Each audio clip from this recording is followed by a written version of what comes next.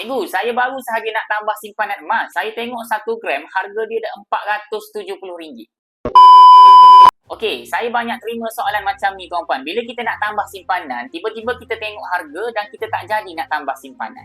Tuan-puan, saya tak nafikan memang harga emas hari ini sangat tinggi. Paling tinggi dalam sejarah iaitu 1 gram RM470. Tapi apa yang tuan-puan nak tahu, simpan emas ni bukan kita nak jual esok, bukan nak jual bulan depan, bukan nak jual tahun depan. Yang mana kita simpan emas ni untuk jangka masa panjang. Jangka masa panjang ni berapa lama tuan-puan? At least lah 2 tahun dan ke atas. Jadi walaupun berapa pun harga emas tuan-puan jangan peduli pasal harga. Yang paling penting tuan-puan tahu matlamat duit tu untuk buat apa. Contohnya tuan-puan ada duit dan duit tu nak simpan lama, maka duit tu kena jadi emas. Daripada duit tu lebur, beli benda-benda yang tak perlu, lebih baik tuan-puan alihkan dan bekukan duit tadi ke dalam bentuk simpanan emas. Jadi untuk tuan-puan yang tengok video ni, kalau baru-baru nak belajar simpan emas, jom berada di bawah bimbingan Cikgu Ridwan. Saya akan bantu tuan-puan bermula simpan emas dengan betul sampailah tuan-puan ada 100 gram macam dekat tangan saya.